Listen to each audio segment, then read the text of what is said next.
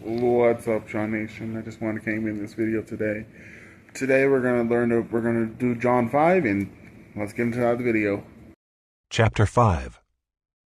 After this there was a feast of the Jews, and Jesus went up to Jerusalem. Now there is in Jerusalem by the sheep gate a pool in Aramaic called Bethesda, which has 5 roofed colonnades. In these lay a multitude of invalids, blind, lame, and paralyzed. One man was there who had been an invalid for 38 years. When Jesus saw him lying there and knew that he had already been there a long time, he said to him, "Do you want to be healed?" The sick man answered him, "Sir, I have no one to put me into the pool when the water is stirred up, and while I am going, another steps down before me." Jesus said to him, "Get up, take up your bed, and walk." And at once the man was healed, and he took up his bed and walked. Now that day was the Sabbath. So the Jews said to the man who had been healed, "It is the Sabbath, and it is not lawful for you to take up your bed." But he answered them, "The man who healed me, that man said to me, 'Take up your bed and walk.'" They asked him, "Who is the man who said to you, 'Take up your bed and walk'?"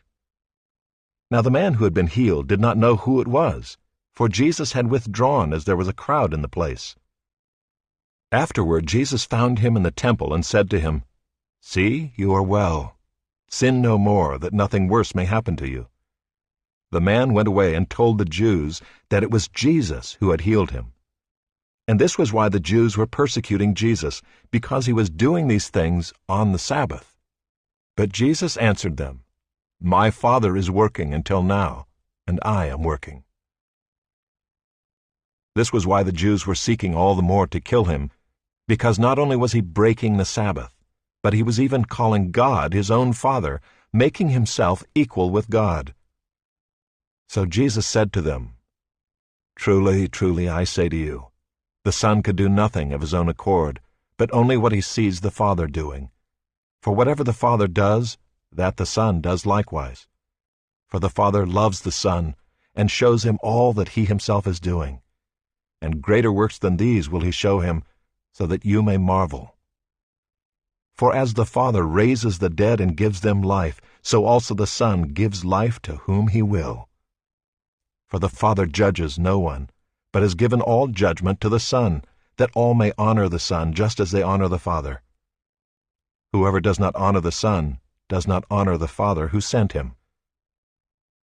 Truly, truly, I say to you, whoever hears my word and believes him who sent me has eternal life. He does not come into judgment, but has passed from death to life. Truly, truly, I say to you, an hour is coming and is now here, when the dead will hear the voice of the Son of God, and those who hear will live. For as the Father has life in himself, so he has granted the Son also to have life in himself. And he has given him authority to execute judgment, because he is the Son of Man.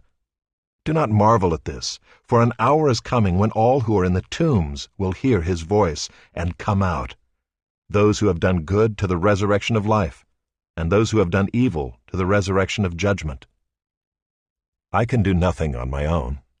As I hear, I judge, and my judgment is just, because I seek not my own will, but the will of him who sent me. If I alone bear witness about myself, my testimony is not true.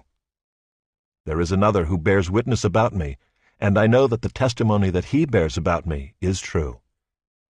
You sent to John, and he has borne witness to the truth. Not that the testimony that I receive is from man, but I say these things so that you may be saved.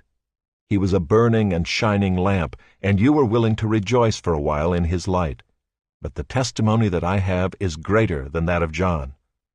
For the works that the Father has given me to accomplish, the very works that I am doing, bear witness about me that the Father has sent me. And the Father who sent me has himself borne witness about me. His voice you have never heard, his form you have never seen, and you do not have his word abiding in you, for you do not believe the one whom he has sent. You search the Scriptures because you think that in them you have eternal life.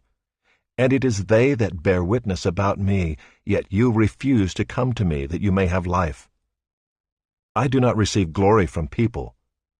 But I know that you do not have the love of God within you. I have come in my Father's name, and you do not receive me.